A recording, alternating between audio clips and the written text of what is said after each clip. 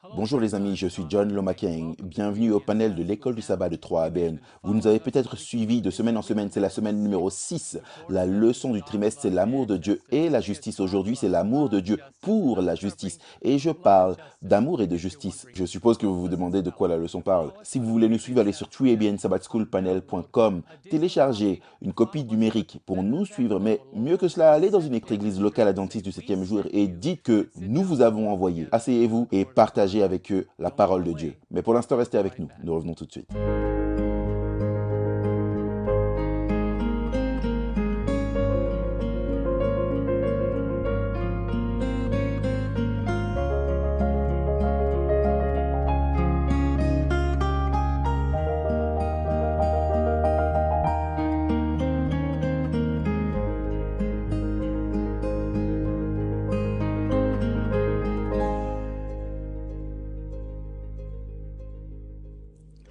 Bonjour les amis, bienvenue au panel de l'école du sabbat de 3ABN. Je suis John Lomaken. À ma gauche se trouve un groupe de personnes que vous connaissez peut-être et avec qui j'étudie si vous faites partie de notre famille du panel de l'école du sabbat de 3ABN.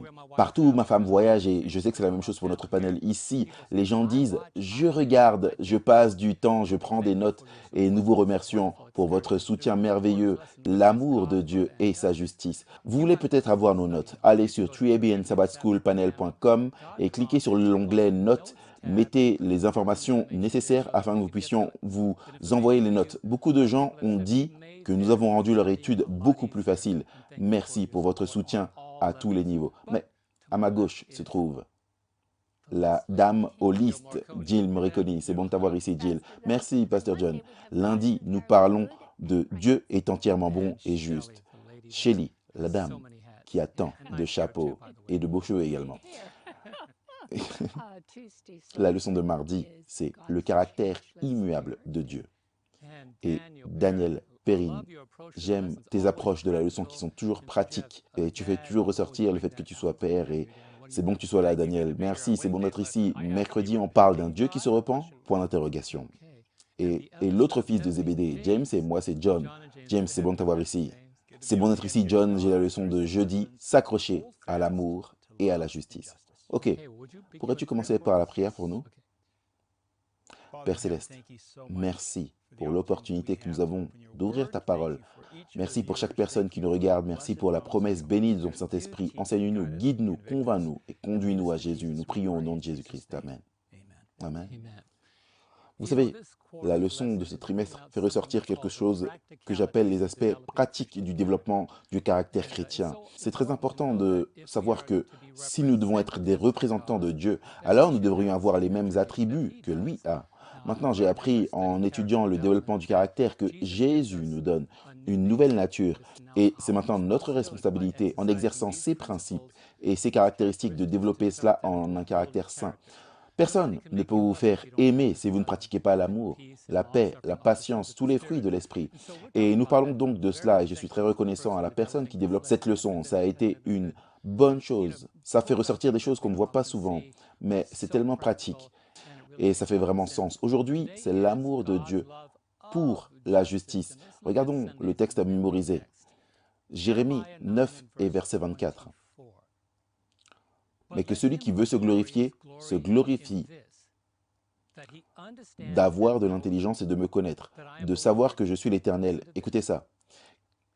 Qui exerce la bonté, le droit et la justice sur la terre. Car c'est à cela que je prends plaisir, dit l'Éternel. L'amour et la justice. De quel côté étiez-vous auparavant? L'amour, la justice ou les deux? Je suppose qu'à différents moments dans notre vie, nous avons dit « je veux la justice ». À d'autres moments, on a dit « j'ai besoin de la miséricorde ». Maintenant, dans ces deux catégories, Dieu et son amour sont exprimés. Et parfois, Dieu est blâmé pour ce qui va mal. Et souvent, loué à la légère pour ce qui va bien. Mais comment Dieu peut-il être à la fois un Dieu d'amour et un Dieu juste en même temps? J'aime l'introduction de la leçon. Elle dit, la personne qui a compilé cette leçon, je vais juste remettre tout ça dans le contexte. Écoutez ça. Il est dit dans le Proche-Orient ancien, les dieux des nations n'étaient pas seulement inconstants, immoraux et imprévisibles. Ils exigeaient également des atrocités, comme des sacrifices d'enfants. Et même alors, les masses païennes ne pouvaient pas compter sur leur faveur. Elles n'osaient donc pas faire face aux divinités tribales. Ce n'est pas de l'amour, ce n'est pas de la justice non plus. Car les divinités qui étaient vraiment faites de plâtre, de bois, de pierre, avaient des yeux qui ne pouvaient pas voir, des oreilles qui ne pouvaient pas entendre, n'avaient pas de cœur. Mais d'une manière ou d'une autre, les gens croyaient que ces divinités qui ne répondaient pas leur infligeraient les pénalités les plus sévères. Les démons étaient impliqués dans cela, et la leçon continue de dire, le Dieu de la Bible est différent de ses forces démoniaques. Yahweh est parfaitement bon, et son caractère est immuable. Et ce n'est que grâce à la bonté constante de Dieu que nous pouvons avoir un espoir, maintenant et pour l'éternité. Et je mets en évidence le livre de Shelley, Spotless. Je vais vous en parler un peu plus tard. Écoutez ça, tout au long de l'écriture, l'amour et la justice vont de pair. N'est-ce pas magnifique? Se tenir devant un juste. Vous savez, Dieu dit, je suis amour, mais je suis également justice. Laissez-moi vous raconter une histoire. Le véritable amour exige la justice, et la vraie justice ne peut être gouvernée et mesurée que dans l'amour. Nous n'avons pas l'habitude de penser à ces deux concepts ensemble, mais c'est seulement parce que l'amour et la justice ont été grandement pervertis par l'humanité. Et c'est la vérité, nous essayons d'interpréter l'amour et la justice de Dieu à travers notre amour et notre justice qui sont toujours conditionnels. Donc l'auteur fait ressortir certains textes et il commence avec cette question. Comment est-ce que ces textes jettent de la lumière sur l'amour de Dieu pour la justice? Allons dans Psaume 33 et verset 5 pour commencer. Voici ce que le psalmiste écrit. Il aime la justice et la droiture. La bonté de l'Éternel remplit la terre. J'aime la façon dont il commence. Il aime la justice et l'amour. Selon là où vous tenez sur cette équation, vous pouvez être celui qui a besoin de justice, ou vous pouvez être celui que Dieu traite avec justice. Maintenant, je m'empresse de dire que d'être du bon côté de Dieu est une bonne chose, mais Dieu n'est pas en colère si vous n'êtes pas de son côté, c'est juste que vous manquez tous les avantages. Un Dieu juste, un Dieu aimant, c'est derrière lui que vous voulez vous tenir. Et ce que je tire de ça, Jill, c'est trois choses. La droiture de Dieu n'est pas séparée de sa justice. Ce sont les attributs de Dieu. Le seul Dieu qui est toujours bon.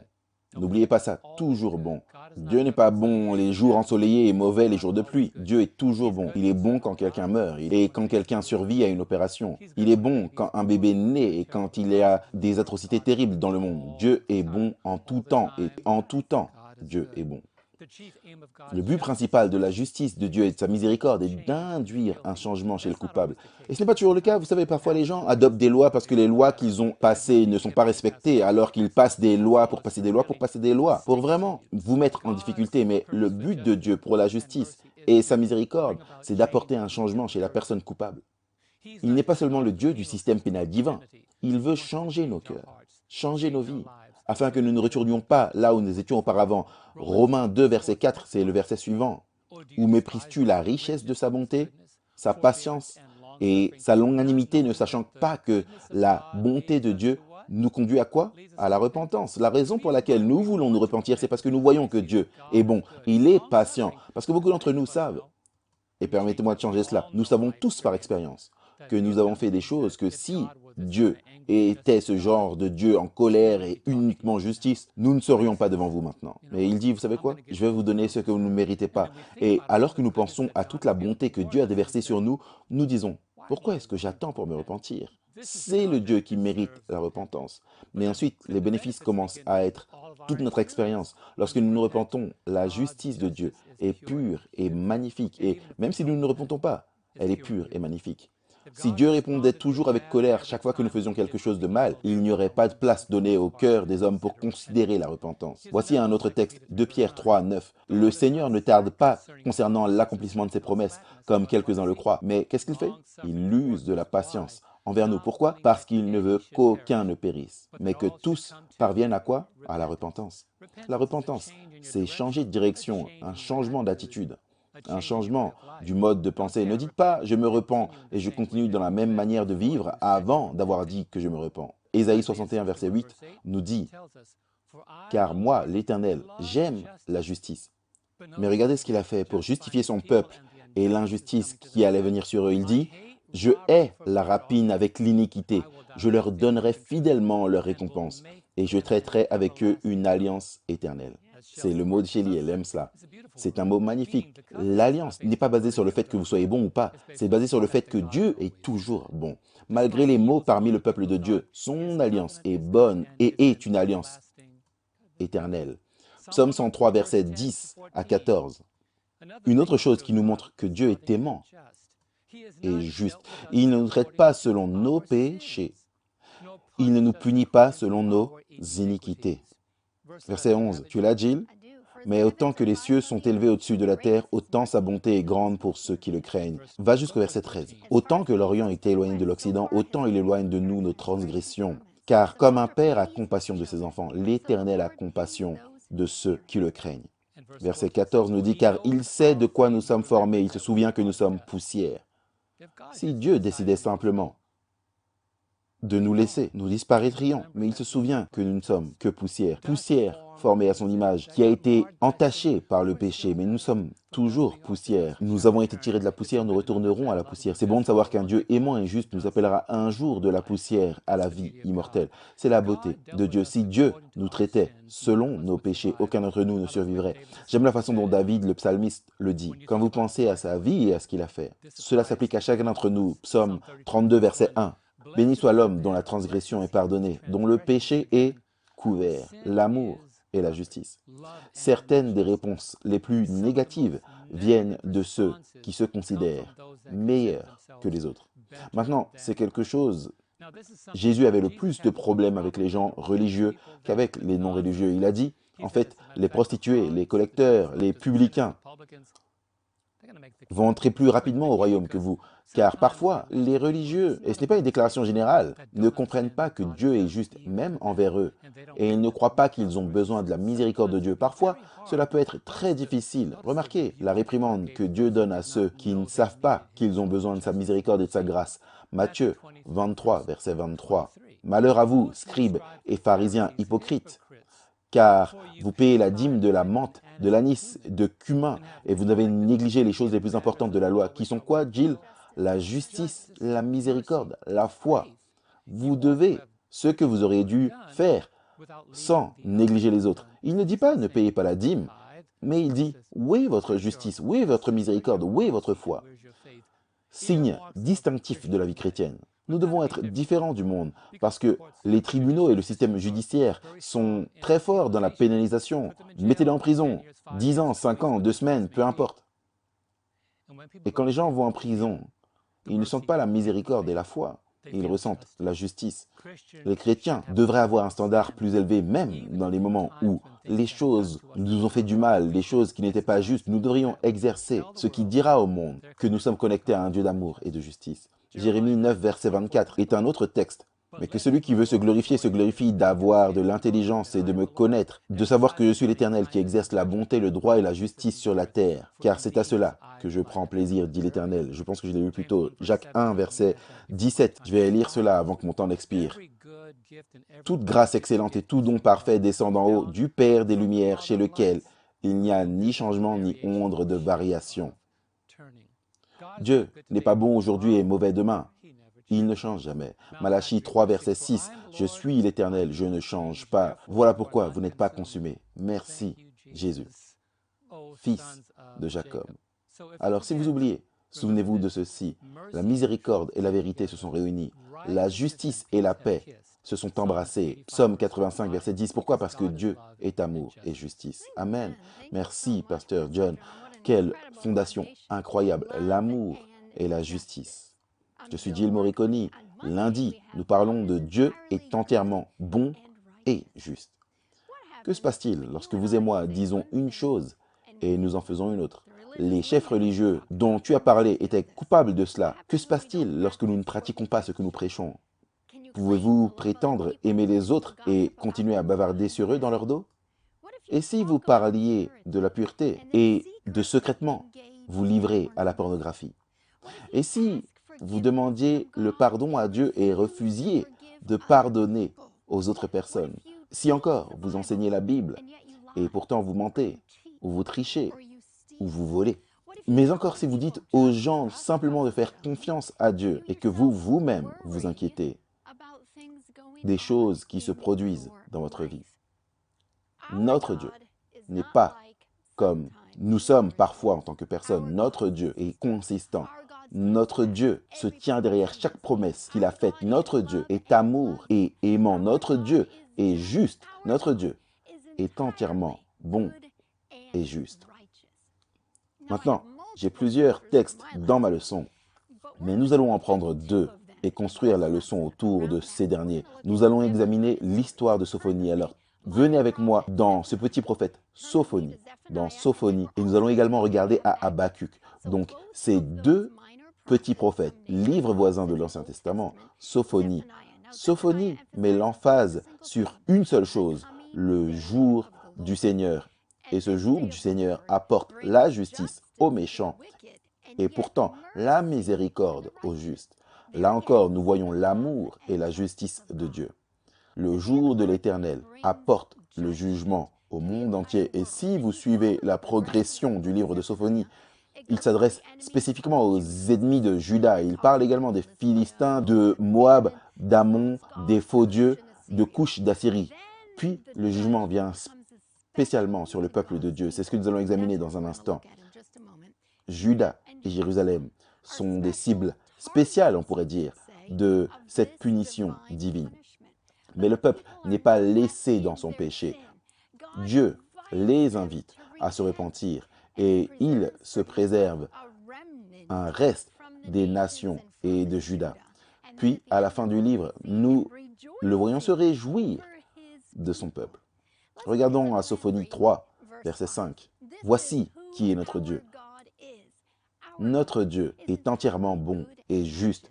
L'Éternel est juste au milieu d'eux. Il ne commet point d'iniquité. Chaque matin, il produit à la lumière ses jugements, sans jamais y manquer. Mais celui qui est inique ne connaît pas la honte. Dieu est juste et saint. Il est impossible pour lui d'être injuste.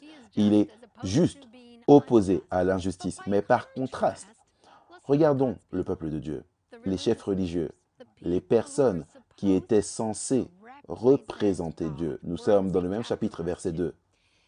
Elle, c'est-à-dire Jérusalem, n'a pas obéi à sa voix. Elle n'a point d'égard à la correction. Elle ne se confie pas en l'Éternel. Elle ne s'approche pas de son Dieu. C'est un échec complet du leadership à la fois religieux et civil. Cela conduit à une dégradation morale parmi le peuple de Dieu. Car, vous voyez, la façon dont les leaders agissent et ce que les leaders font est souvent ce que le peuple va faire et comment le peuple va suivre. L'énorme responsabilité qui incombe aux prêtres et aux dirigeants de cette époque et l'énorme responsabilité qui incombe aux leaders maintenant, à cette époque. Ils étaient dans un échec en 4 volets. Ils n'ont pas obéi. Ils n'ont pas voulu recevoir la correction. Ils n'ont pas voulu faire confiance à Dieu. Et ils ont refusé de s'approcher de Dieu. Ainsi, les dirigeants de Jérusalem sont corrompus et Dieu dénonce ici les 4 classes sociales dirigeantes, les princes et les fonctionnaires, les juges, les prophètes et les prêtres. Verset 3. Ces chefs au milieu d'elle sont des lions rugissants. Ces juges sont des loups du soir qui ne gardent rien pour le matin. Ces leaders ont un appétit pour la violence, un appétit pour l'oppression. Verset 4. Ces prophètes sont téméraires, infidèles. Ces sacrificateurs profanent les choses saintes, violent la loi. La version amplifiée dit « Ces prophètes sont des hommes téméraires, traîtres. Ces prêtres ont profané le sanctuaire. Ils ont fait violence à la loi en prétendant que leur parole est la parole de l'Éternel. » Les chefs religieux ont péché, ils ont pollué le sanctuaire, ils ont amené des règles établies par l'homme et les ont placées au-dessus de la loi de Dieu, tout comme les dirigeants juifs l'ont fait à l'époque de Christ. Nous voyons donc ce contraste. Dieu est juste, son peuple est pécheur. Dieu est saint, son équipe de direction a pollué le sanctuaire. Dieu est juste. Ses dirigeants commettent des injustices et oppressent d'autres personnes. Cependant, au milieu de tout cela, Dieu appelle toujours à la repentance. Et si nous n'endurcisserons pas nos cœurs et que nous choisissons de nous tourner vers Dieu, que se passera-t-il? Il est miséricordieux. Il préservera un reste. Et c'est ce qui se passe ici. Nous voyons au verset 17, Sophonie 3, 17. L'Éternel est au milieu de toi. Et ça se termine avec cette déclaration. Comme un héros qui sauve, il fera de toi sa plus grande joie. Il gardera le silence. Il aura pour toi des transports d'allégresse. Nous voyons la restauration, pour ainsi dire, du peuple de Dieu, du reste qui a choisi de se repentir et de se tourner vers Dieu. Allons rapidement à Habakkuk. Regardons l'histoire d'Habakkuk. Habakkuk est vraiment une théodicée. C'est une réponse à la question de savoir où est Dieu au milieu du mal, de la souffrance et qu'est-ce qui se passe à ce moment-là. C'est intéressant pour moi si vous étudiez les questions de Job et d'Habakkuk. Job questionne l'équité de Dieu en parlant contre l'injustice, des tragédies divinement permises qu'il endure. Mais Habakkuk remet en question la justice de Dieu en exigeant qu'il envoie un jugement sur les méchants. Job veut donc que Dieu montre sa justice en supprimant le jugement négatif du juste, c'est-à-dire lui-même, et Habakkuk veut que Dieu montre sa justice en envoyant le jugement sur les méchants. Les questions d'Habakkuk se centrent sur le caractère de Dieu et sur son gouvernement, ses jugements, son souci pour son peuple. Alors, regardons cela. Il commence avec une question dans Habakkuk 1, verset 2. « Jusqu'à quand, ô Éternel, j'ai crié et tu n'écoutes pas? J'ai crié vers toi à la violence et tu ne secours pas. » Il dit, où est-ce que tu es, Dieu? Pourquoi me montres-tu l'iniquité et me fais-tu voir des ennuis? Il y a des querelles et la discorde s'élève. Il y a des conflits, des querelles. Aussi la loi n'a point de vie, la justice n'a point de force, car le méchant triomphe du juste et l'on rend des jugements iniques. Donc qu'est-ce qu'il dit? Judas est méchant. Pourquoi Dieu permets-tu à la méchanceté de continuer parmi ton peuple? Est-ce que vous n'avez jamais posé cette question? Seigneur, où es-tu? Pourquoi permets-tu le blé et l'ivraie maintenant? Pourquoi permets-tu le bien et le mal? Pourquoi permets-tu ce qui se passe? Judas est méchant, les gens sont méchants. Ils volent, blessent, détruisent. Il y a une grande injustice et une oppression. Dieu, où es-tu? Et Dieu répond et dit, j'envoie les Babyloniens pour punir Judas. Puis, Habakkuk intervient avec la question numéro 2. C'est au verset 13. Tes yeux sont trop purs pour voir le mal et tu ne peux pas regarder l'iniquité. Pourquoi regarderais-tu les perfides et te tairais-tu quand le méchant dévore celui qui est plus juste que lui? Qu'est-ce qu'il dit? Dieu, vraiment, les Babyloniens, ils sont encore plus méchants que Judas. Maintenant, je sais que Judas est méchant et que nous voulons vraiment que tu les punisses. Mais les Babyloniens sont encore pires. Alors pourquoi envoies-tu quelqu'un de pire pour punir quelqu'un de mauvais? Ça ne fait pas sens. Et comment est-ce que Dieu répond? Il dit, je vais punir les Babyloniens, c'est moi qui gère. Je suis Dieu, je vais punir les Babyloniens. Alors, si vous passez au chapitre 3, pour le peu de temps qui nous reste, Habakkuk réfléchit sur ce que Dieu a fait dans le passé. Dieu a sauvé son peuple dans l'Exode. Dieu avait l'alliance au Sinaï, la conquête de Canaan, la venue de loin, le Messie. Et alors, les questions d'Habakkuk se transforment en foi, se transforment en une déclaration retentissante. Je pense que c'est l'une des meilleures confessions de confiance de l'Ancien Testament. Habakkuk 3, 17. Car le figuier ne fleurira pas, la vigne ne produira rien, le fruit de l'olivier manquera, les champs ne donneront pas de nourriture, les brebis disparaîtront du pâturage et il n'y aura plus de bœufs dans les étables. Toutefois, je me réjouis en l'Éternel. Je veux me réjouir dans le Dieu de mon salut. Vous voyez, Habakkuk est passé presque d'une crise théologique de foi à la foi triomphante. Il est passé de ses doutes, ses questions au sujet de Dieu, à une confiance totale en Dieu. Pourquoi? Parce que notre Dieu, votre Dieu, est entièrement bon et juste. Amen. Merci, Shelly. Wow. Je viens juste de m'en remettre. Merci d'avoir fait ressortir cela de Sophonie et d'Habakkuk. Des livres que nous ne consultons pas, des petits livres, mais majeurs dans leur impact. Restez avec nous, il nous reste encore 3 jours, nous revenons tout de suite. Bonjour, je suis Greg Morricone, je suis content que vous m'ayez rejoint pour le moment missionnaire de 3ABN. La dernière fois, j'ai commencé à vous raconter une histoire inhabituelle sur la façon dont Dieu a utilisé un chien pour changer le cours de la vie d'un homme. Cet homme s'appelle Greg et il vient d'Hermiston dans l'Oregon. Un jour, il parcourait les chaînes de télévision et il en a vu une appelée 3ABN. En regardant pendant quelques secondes, il a changé de chaîne, mais immédiatement, son chien, Echo, l'a regardé et il s'est tourné vers l'écran comme s'il était intéressé. Alors Greg est revenu sur la chaîne et il a entendu le chant thème du programme de 3ABN et soudainement Echo a commencé à aboyer. Au grand amusement de Craig, Echo aboya pendant la chanson tout entière. Alors que le programme commençait, Greg s'est intéressé, car ce programme parlait d'histoire, qui était sa matière préférée. Greg a appris sur le sabbat et comment il a été établi lors de la création de ce monde. Il croit que le Seigneur a utilisé 3ABN pour le sauver et il est maintenant un membre baptisé de l'Église adventiste du 7e jour et regarde 3ABN chaque jour. Vous êtes pour moi comme une famille, des frères et des sœurs en Christ, dit-il. 3ABN change vraiment des vies et j'en suis la preuve vivante. Grâce à vous, des gens comme Greg ont trouvé Jésus. J'ai une autre histoire de vie changée pour vous la semaine prochaine sur le moment missionnaire de 3ABN. Que Dieu vous bénisse. À nouveau, bienvenue dans notre étude sur l'amour de Dieu pour la justice. Nous allons maintenant à mardi, le caractère immuable de Dieu. Je suis vraiment passionné par ceci. Je m'appelle Shelly Quinn.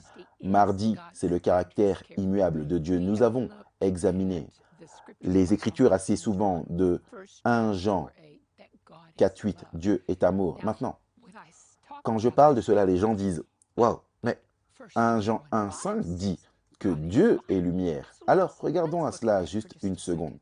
1 Jean 4:8, Dieu est amour. Non seulement aimant, pas seulement aimant, c'est sa nature essentielle. Sa nature d'amour désintéressé le rend saint, totalement séparé du péché. L'amour ne pêche pas, Dieu ne pêche pas. L'amour ne fait pas le mal. C'est la nature d'amour de Dieu. C'est la nature d'amour de Dieu qui est la source de son caractère, de lumière. Et 1 Jean 1:5, Dieu est lumière, c'est son caractère. Il est moralement parfait et il fait en sorte, ou plutôt sa perfection morale, fait briller sa lumière éternellement. Jacques 1:17. Jacques, et j'aime ce texte. Et je m'en souviens parce que mon anniversaire, c'est le 17 janvier. Mais Jacques 1:17 dit que tout don excellent et parfait descend du Père des Lumières, chez qui il n'y a aucun changement ni ombre de variation. Que dit-il? Il n'y a pas de lever ou de coucher de la justice de Dieu. Elle n'est jamais éclipsée par lui qui se détourne de la justice. Comme vous l'avez déjà mentionné dans Malachie 3:6, l'Éternel dit « Je suis l'Éternel, je ne change pas ». Vous voyez, nous devons mettre une nouvelle lentille lorsque nous lisons l'Ancien Testament. Si vous le regardez à travers la lentille de l'amour infini de Dieu, vous le lirez totalement différemment, mais regardons cela dans son contexte. Parce que l'amour et la justice de Dieu ne changent jamais. Mais Malachie 3:6 continue en indiquant que Dieu peut changer relationnellement. Regardons donc cela. Malachie 3:6. Je suis l'Éternel, je ne change pas. C'est pourquoi vous n'êtes pas consumés, ô fils de Jacob. En d'autres termes, si je n'étais pas aimant, juste, miséricordieux comme je le suis, vous auriez été consumés. Mais maintenant, regardez le verset 7. Malachie 3:7. Pourtant, depuis le temps de vos pères, vous vous êtes écartés de mes ordonnances. Vous ne les avez point observées. Il parle à un peuple rebelle, un peuple qui lui fait la tête. Mais écoutez ce que dit le Seigneur. Revenez à moi et je reviendrai à vous. Voici une déclaration de notre leçon. Et Dieu entre dans des relations de va-et-vient avec sa création. Mais à travers toutes ces relations de va-et-vient, à travers tout le reste, le caractère de Dieu est constant. Et il dit, et cela est également affirmé dans Jacques 1, 17, qui proclame que tous les dons bons et parfaits viennent de Dieu, chez qui il n'y a pas une ombre de variation. Dieu n'est pas la source du mal. La Bible enseigne constamment que Dieu est moralement immuable. Pourtant, je lis toujours la leçon, Dieu peut entrer et entre dans une relation réelle avec les créatures auxquelles Dieu répond, mais toujours avec amour et justice. Fin de citation, j'aime ça. Car certaines personnes diront, mais qu'est-ce que tu veux dire que Dieu ne change pas? Il a renoncé à faire telle ou telle chose. Son caractère ne change pas. Sa justice ne change pas. Mais il entre dans des relations de va-et-vient avec les humains, parce que cela dépend de notre réponse à lui. 2 Timothée 2, 11 à 13, j'entends souvent les gens mal appliquer ce texte. 2 Timothée 2, 11 à 13. Paul écrit ceci, « Cette parole est certaine, si nous mourrons avec lui, il s'agit de Christ, nous vivrons aussi avec lui. Si nous persévérons, si nous le renions, qu'est-ce qui va se passer? Lui aussi nous reniera. Si nous sommes infidèles, il demeurera fidèle, car il ne peut se renier lui-même. » Alors, que dit Paul ici? Vous savez, nous glissons tous dans la foi, nous devons nous repentir, mais l'infidélité, quand il est dit « si nous sommes infidèles », il parle de l'apostasie. Et dans 2 Chroniques 15 et verset 2, le Dieu qui ne change pas, dans 2 Chroniques 15, 2, dit « Si vous m'abandonnez, je vous abandonnerai ». Ainsi, Matthieu 10, 22, Christ nous a dit que celui qui endure jusqu'à la fin sera sauvé. Or, un apostat ne persévère pas jusqu'à la fin. Il renie le Christ en lui tournant le dos, parfois à cause de l'amour du monde. Parfois, c'est un mauvais enseignement. Ça arrive souvent, de mauvais enseignements qui font qu'on se détourne du Seigneur. Ou peut-être la tribulation. Dieu reste constamment fidèle à sa parole. Il ne peut pas se renier.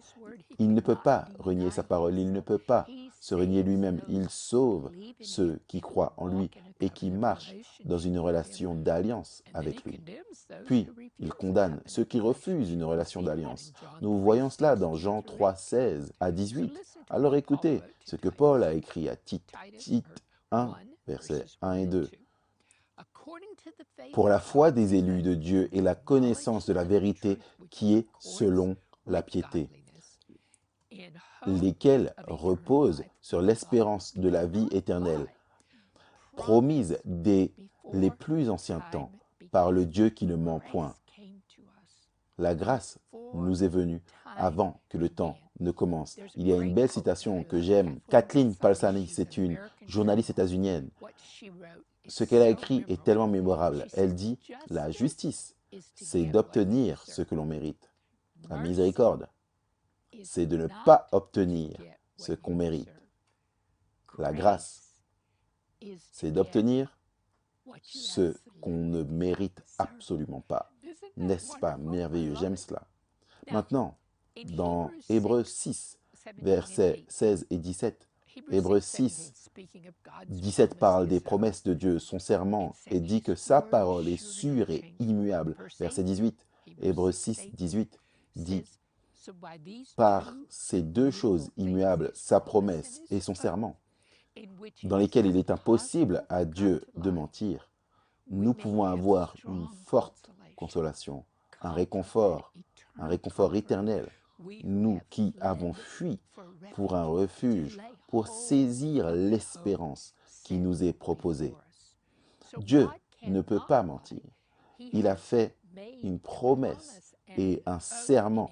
Et en grec, ce terme est utilisé pour désigner un testament légal qui ne peut pas être changé par nul autre si ce n'est l'auteur. Puis Hébreux 6, 19 nous dit que nous avons cette espérance comme une ancre pour notre âme. L'espoir en grec signifie une attente ardente. Lorsque vous vous saisissez des promesses de Dieu.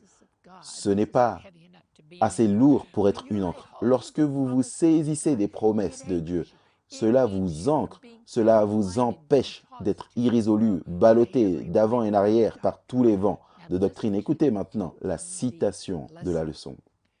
Dieu ne peut pas se renier. Dieu ne ment jamais. Les promesses de Dieu sont inébranlables. Nous pouvons être sûrs que le Dieu de la Bible est le même Dieu qui, en Christ, s'est volontairement donné pour nous sur la croix. Il est un Dieu à qui l'on peut faire confiance sans réserve et nous pouvons avoir confiance et l'espoir en l'avenir, car comme le dit Hébreux 13:8, Jésus est le même hier, aujourd'hui et à jamais.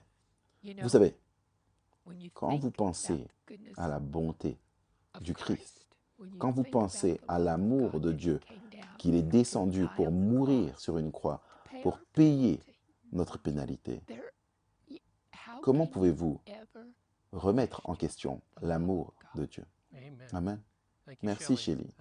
Alors que vous écoutez Shelly enseigner, vous pouvez dire à quel point elle aime et croit au caractère de Dieu. Tout ce qu'elle vient de dire, gardez cela à l'esprit car c'est tout le fondement de ce qui va se passer ici dans la leçon de mercredi. Je m'appelle Daniel Perrine. La leçon de mercredi, c'est un Dieu qui se repent. Et la leçon s'ouvre avec cette question. Est-ce que Dieu peut se repentir?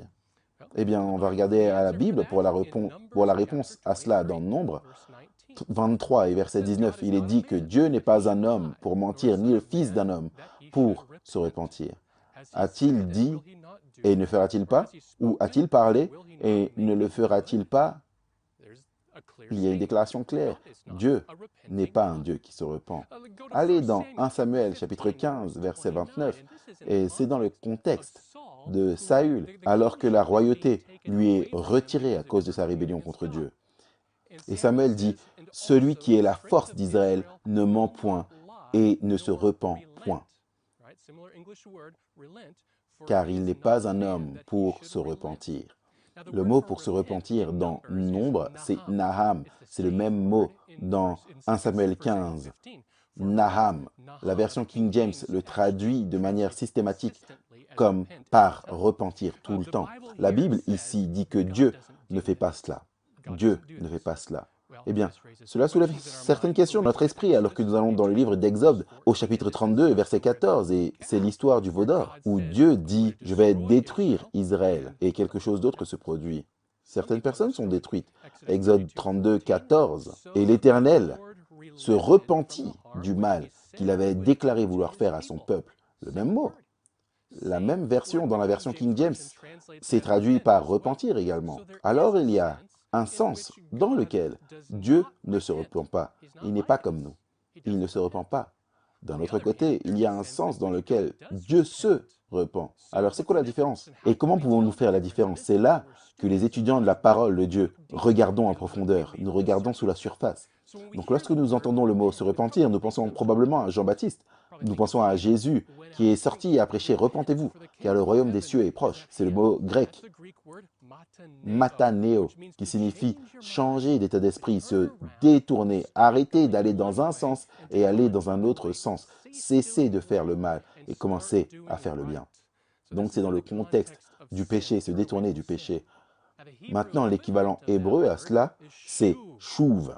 Nous trouvons cela dans une variété d'endroits et partout dans l'Ancien Testament. Mais l'un de ces endroits, et je ne l'ai pas dans mes notes, on va retourner à Malachie 3, où il est dit que Dieu ne change pas. Ok, Dieu ne change pas, mais le mot suivant, c'est « Le peuple d'Israël est appelé à revenir vers moi, à chouv vers moi ». Arrêtez d'aller dans ce sens, venez dans cette autre direction. C'est ce que vous pourriez trouver traduit par « se repentir » ou revenir ou se détourner. Maintenant, ce concept de repentance ne s'applique pas à Dieu. Pourquoi? Dieu n'a rien dont il a besoin de se retourner en lui-même. Il n'y a pas de péché en lui et nous pouvons trouver des textes tout au long de l'Ancien et du Nouveau Testament. Dieu n'a pas de péché. Il n'y a pas besoin d'arrêter de faire le mal et de commencer à faire le bien. Alors comment Dieu se repent-il ou abandonne-t-il? Dans quel sens le fait-il? Et c'est un concept important à comprendre car les gens pourraient vous poser cette question où ils ont vu une liste en ligne d'objections au christianisme que vous pouvez utiliser pour embarrasser vos amis chrétiens. et vous entendez quelqu'un dire, eh bien, qu'en est-il de ces deux textes et vous ne savez pas quoi faire de ceci. Voici le sens dans lequel Dieu change. Et c'est dans quelque chose qu'on appelle une prophétie conditionnelle. C'est quoi une prophétie conditionnelle? Eh bien, il y a des prophéties, des prédictions, des promesses que Dieu fait qui, bien que les humains puissent être impliqués dans ces dernières, elles ne dépendent pas des humains pour leur accomplissement. Pensez aux signes des temps qui sont accomplis, ou la seconde venue, ou la première résurrection lorsque Jésus reviendra, la prophétie du millénium, ou la seconde résurrection, la fin de tout péché. On pourrait penser aux prophéties apocalyptiques dans Daniel 2, 7, 8, 9, qui traitent de la montée et de la chute des nations, la venue de Jésus au bon moment. Alors que les humains peuvent être impliqués dans certaines de ces choses, elles ne dépendent pas de la volonté humaine. Maintenant, d'un autre côté, Dieu fait des promesses et des prédictions qui sont conditionnelles parce que des humains sont impliqués dans ces dernières. En d'autres termes, Dieu peint une image verbale à travers les prophètes de ce qui pourrait être, et c'est appelé des prophéties conditionnelles. Et nous voyons un exemple clair dans le livre de Jonas. Jonas arrive à Ninive, la capitale des Assyriens, et il dit, dans 40 jours, Ninive sera détruite. Maintenant, les Assyriens ont compris le caractère de Dieu à partir du peuple d'Israël. Ils ont reconnu que c'était une prophétie conditionnelle. Et ils n'ont pas juste pleuré et ont dit « Ah, c'est fini, levons les mains en l'air, il n'y a rien qu'on puisse faire. » Ils se sont repentis. Ils sont revenus, ils se sont tournés vers Dieu. Et l'image qui a été peinte de ce qui aurait pu arriver a changé. Parce que les humains ont été impliqués dedans. Et on voit Dieu se repentir de la destruction. On peut également le voir dans Genèse 18, où Dieu était prêt à renoncer à la promesse de détruire Sodome, alors qu'il parlait à Abraham, et Abraham dit « Il y a quelques justes ». Et Dieu dit « Je ne le ferai pas ». Les prophéties conditionnelles incluent parfois le mot « si », mais elles n'incluent pas toujours le mot « si ». Il y a une raison à cela, car dans notre relation ancienne et notre expérience avec Dieu, nous savons que sa loi et ses promesses sont liées à son caractère. Et donc, lorsque Dieu dit « Voici ma promesse », ce n'est pas en dehors de sa loi, c'est dans sa loi. Et donc, quand Dieu promet la vie à un roi d'Israël, on va examiner cela dans un instant, cela ne veut pas dire qu'il est soudainement invincible et qu'il peut faire ce qu'il veut, se rebeller contre Dieu. Dieu m'a promis la vie. Ce n'est pas comme ça que ça marche. Laissez-moi vous lire une prophétie conditionnelle qui inclut la parole « si ». 1 Roi 9, 4 à 8, parlant à Salomon. Et c'est dans l'accomplissement de la promesse de Dieu à David dans 2 Samuel 2, où Dieu dit « Vous allez avoir un roi va sortir du milieu de vous et son trône durera toujours. » Dans un sens, ça anticipait finalement Christ. Mais Salomon a également accompli cela. Voici ce que Dieu dit dans 1 Roi 9, 4 à 8. « Et toi, si tu marches en ma présence, comme a marché David ton père, avec sincérité de cœur et droiture, faisant tout ce que je t'ai commandé, si tu observes mes lois et mes ordonnances, j'établirai pour toujours le trône de ton royaume en Israël. » Cette condition n'était pas incluse à David dans 2 Samuel 12, mais nous voyons la condition clairement glissée ici. Le si n'est pas toujours explicite, cependant, nous devons donc faire attention à quand Dieu promet quelque chose. Y a-t-il des conditions de loi qui doivent être respectées? Jérémie, chapitre 18, c'est un texte très important. Jérémie 18, 7 à 10 nous dit cela.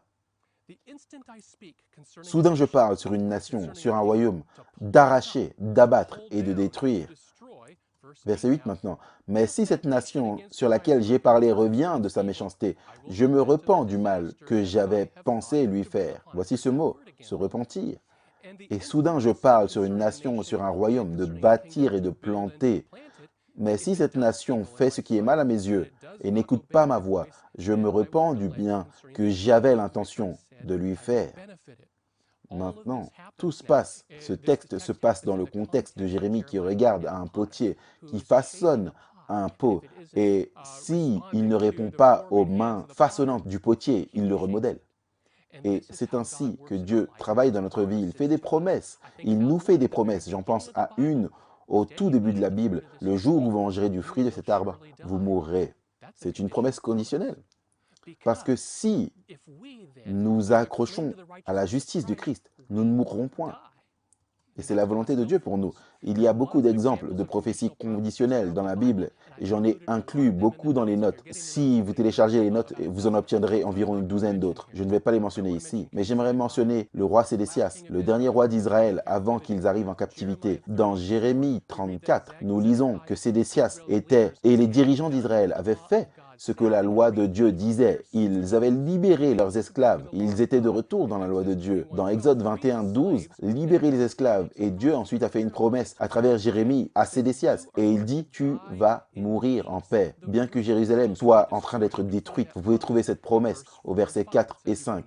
Il est dit, tu ne mourras pas par l'épée, tu mourras en paix. Cela signifie-t-il simplement que c'était maintenant un chèque en blanc pour Sédécias afin qu'il puisse faire tout ce qu'il veut? Suite à cela, Sédécias revient sur ce qu'il avait fait auparavant. Il remet en place l'esclavage et il n'écoute pas Jérémie qui avait dit de se soumettre aux Babyloniens. Il se rébelle contre les Babyloniens et donc Jérémie 34, 21, Dieu mettra à jour sa promesse précédente. Et maintenant, il dit, je vais livrer Sédécias, roi de Juda, et ses princes entre les mains de leurs ennemis, entre les mains de ceux qui cherchent leur vie. Qu'est-il arrivé à Sédécias? Il a vu tous ses fils tués sous ses yeux, puis il a été aveuglé et traîné, enchaîné à Babylone. Et nous lisons dans Jérémie 52, 11 qu'il est resté en prison jusqu'au moment de sa mort. Donc Dieu avait promis qu'il allait mourir en paix. Il a rejeté cette promesse de ce qui aurait pu arriver. Et la nature conditionnelle de la prophétie est révélée que Dieu met à jour ce que serait la promesse. Et c'est un rappel pour nous que Dieu nous envoie des avertissements sur ce qui peut arriver. Et nous sommes alors responsables d'écouter ce que Dieu nous a donné. Amen. Merci Daniel. Grande leçon. Nous sommes dans la leçon de jeudi. Et le questionnaire pour jeudi est juste excellent. Nous allons passer en revue ce que l'auteur nous a donné ici. Le titre de cette leçon, c'est « S'accrocher à l'amour et à la justice ». Je suis James Rafferty et il dit que les Écritures enseignent constamment que c'est l'Éternel, ton Dieu, qui est Dieu. Ce Dieu fidèle garde son alliance et sa miséricorde jusqu'à la 1000e génération envers ceux qu'il aime et qui observent ses commandements. Deutéronome 7, verset 9. Son caractère de bonté et d'amour a été suprêmement démontré par Jésus à la croix. Romains 3, 25, 26 et Romains 5, 8.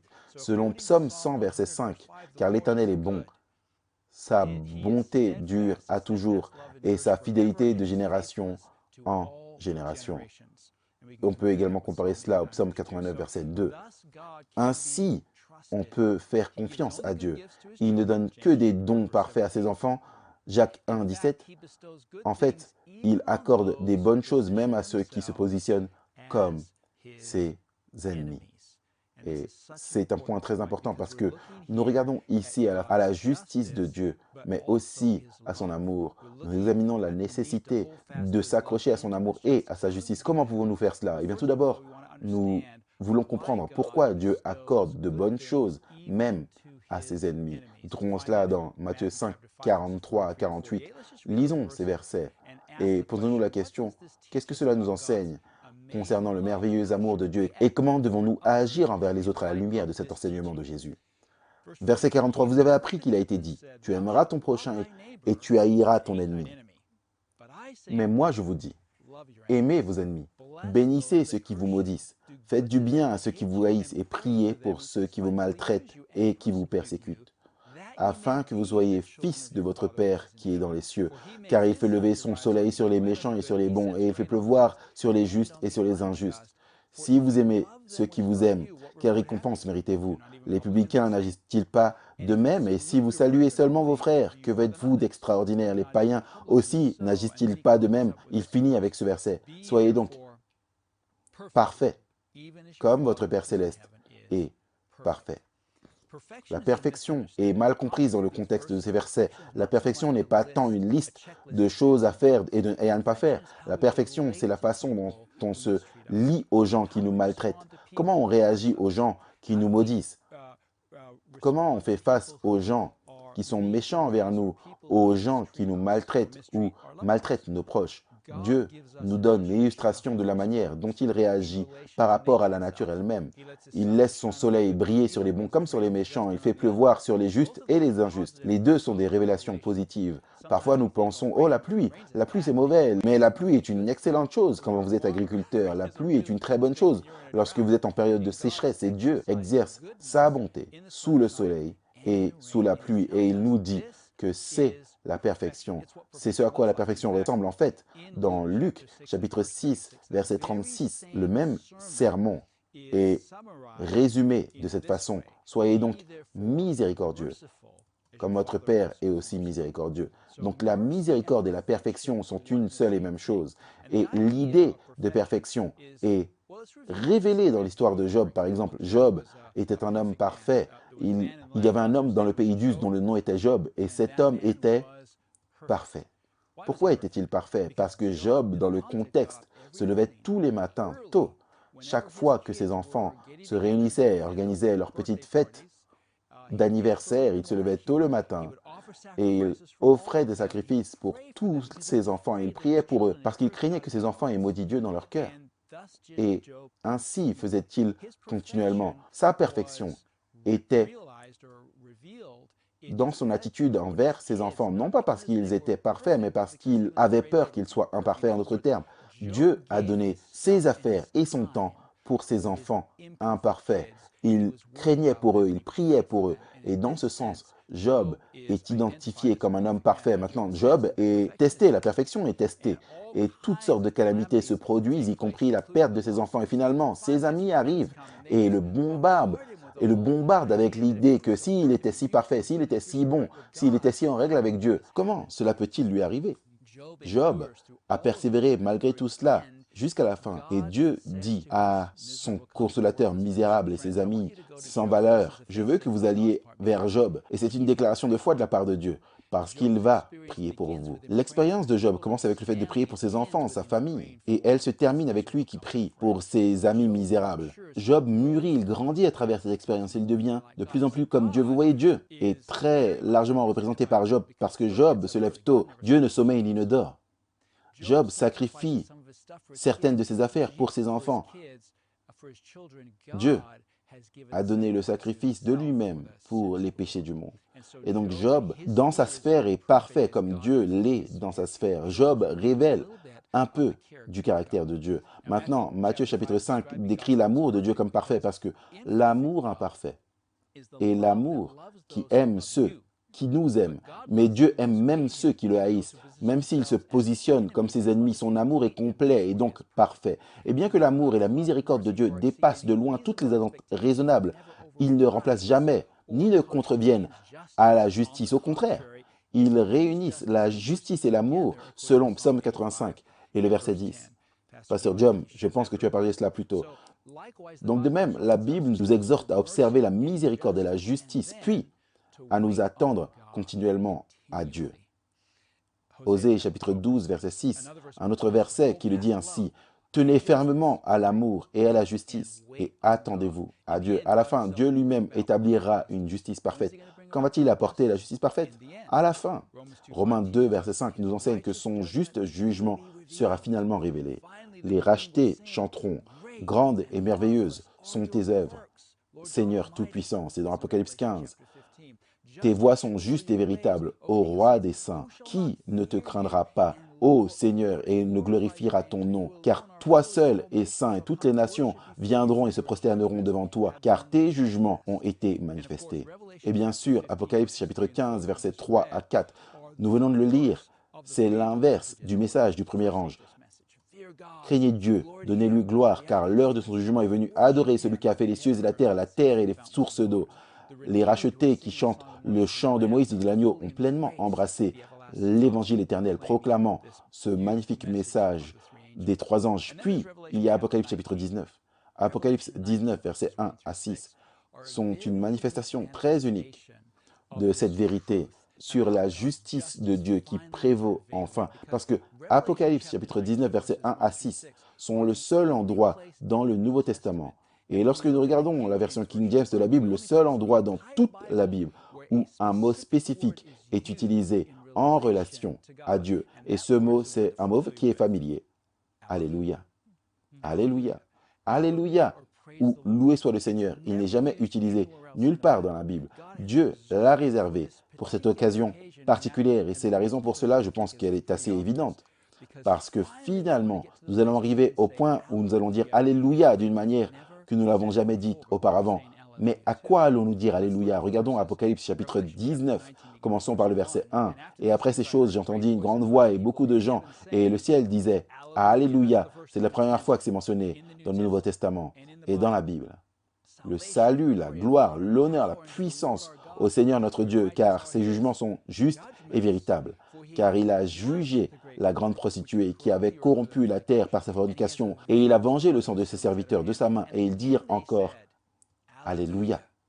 Et sa fumée monte au siècle des siècles, et les 24 vieillards et les 4 êtres vivants se prosternèrent, adorèrent Dieu assis sur le trône en disant « Amen, Alléluia ». Et une voix sortit du trône disant « Louez notre Dieu », qui est une autre forme d'Alléluia. Vous tous ses serviteurs, vous qui le craignez, petits et grands. Et j'entendis comme une voix d'une foule nombreuse, comme un bruit de grosses eaux, et comme un bruit de fort tonnerre, disant, numéro 5, Alléluia. Et donnons-lui gloire, car les noces de l'agneau sont venues, et son épouse s'est préparée. Notre destinée est de louer Dieu en toutes choses. Notre destinée est de louer Dieu et la révélation finale de la justice de Dieu, la justice du caractère de Dieu exercée envers le péché. Notre destinée est d'être prêt, enfin prêt. L'épouse est prête. Plus de questions sur pourquoi Dieu fait ceci, pourquoi Dieu fait cela, pourquoi cette manifestation de justice est-elle donnée ici, pourquoi n'est-elle pas donnée là. Nous avons continué à attendre sur son amour, nous avons continué à attendre sur sa justice et finalement, nous sommes arrivés au point où nous pouvons dire « Alléluia ». Nous pouvons louer le Seigneur. Quoi qu'il arrive, nous pouvons louer le Seigneur pour la manifestation, la pleine manifestation de ses attributs qu'il a retenus, ces attributs de sa justice qui sont bien sûr fondamentaux pour son gouvernement, pour son trône et pour son amour. Ce jour arrive très bientôt, très bientôt. Amen. Merci James, quelle leçon, l'amour de Dieu pour la justice. Chacun d'entre nos panélistes a un résumé. Gilles, je commence avec toi. Je suis tout simplement bouleversé lorsque je pense à qui est notre Dieu. Plus j'étudie, plus je reconnais que je commence juste à apprendre. Notre Dieu est amour, notre Dieu est saint, notre Dieu est juste, il est bon. Et aujourd'hui, si vous entendez sa voix, n'endurcissez pas vos cœurs, ouvrez votre cœur et acceptez-le. Amen.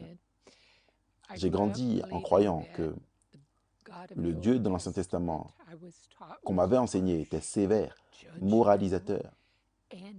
Et j'aimerais vous encourager, si vous restez avec nous pendant ce trimestre, regardez à l'Ancien Testament, lisez-le à travers le prisme de l'amour infini. Vous verrez que Dieu est le plus miséricordieux, gracieux, patient, avec tout son peuple, y compris vous.